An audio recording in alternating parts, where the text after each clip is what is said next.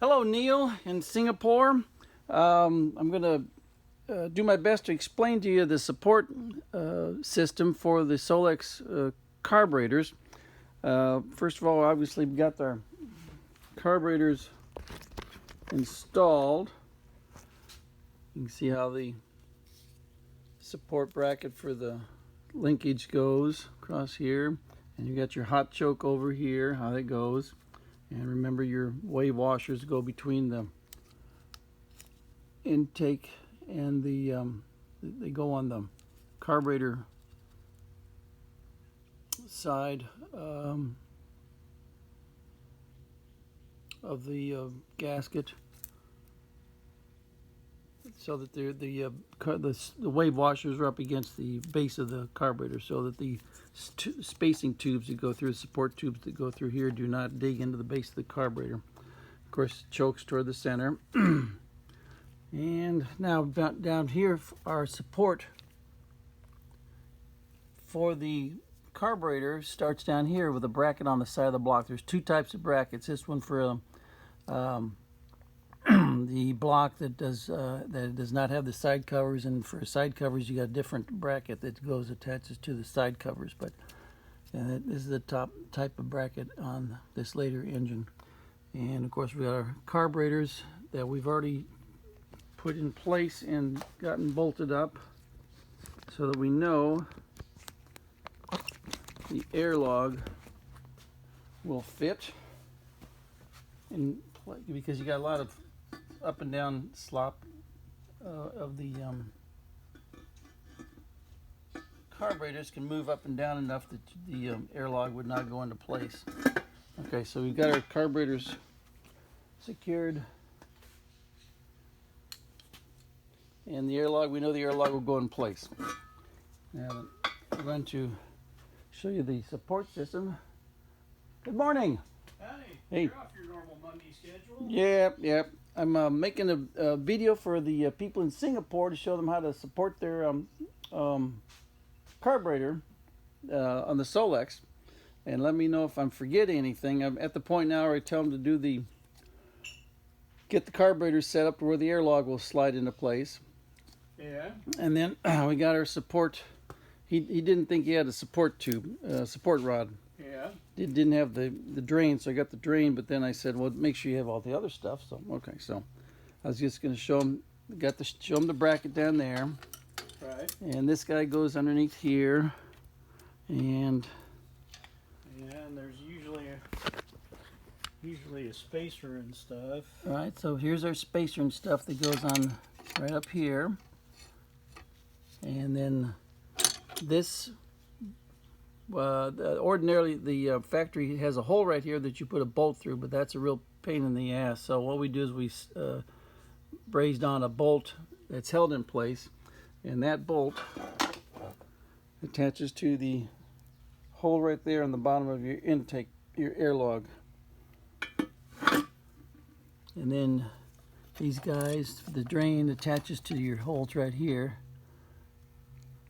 Now the secret to this whole operation is to attach these parts to the carburetor first, and make sure you can screw in these bolts hand tight, and then you can screw everything else together in the center and the bottom, because otherwise if you try to attach it as a complete unit and try to force these into here, you're going to get into a lot of trouble.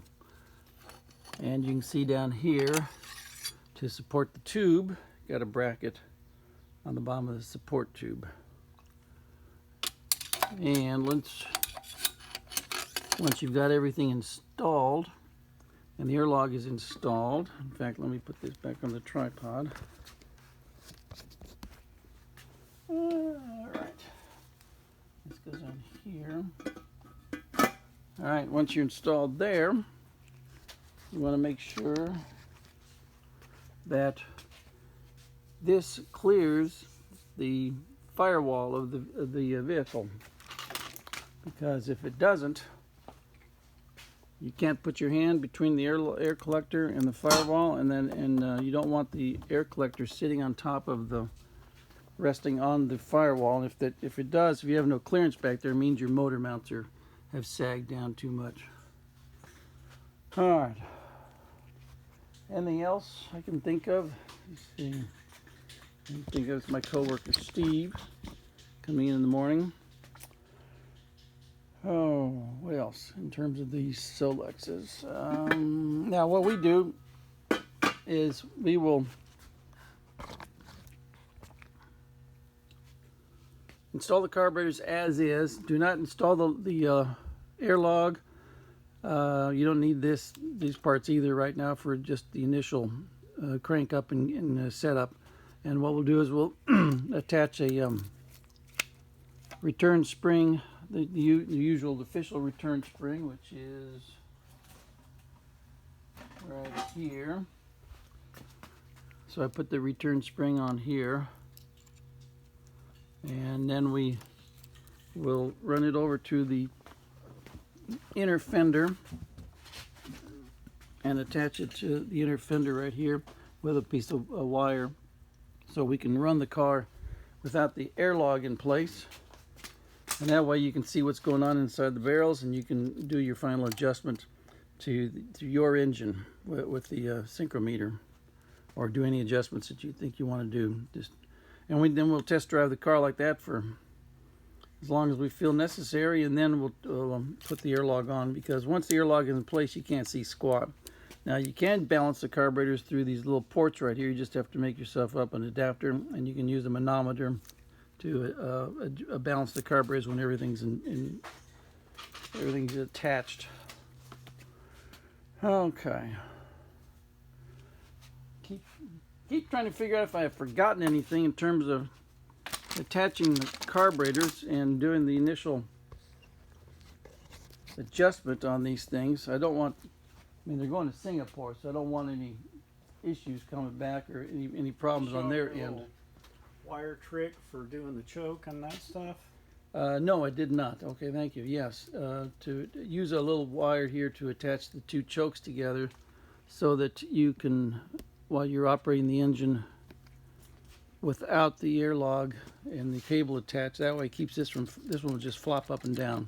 So you just attach the two of these, even with a tie wrap or something, to keep them from flopping around while you're test driving. What else is there?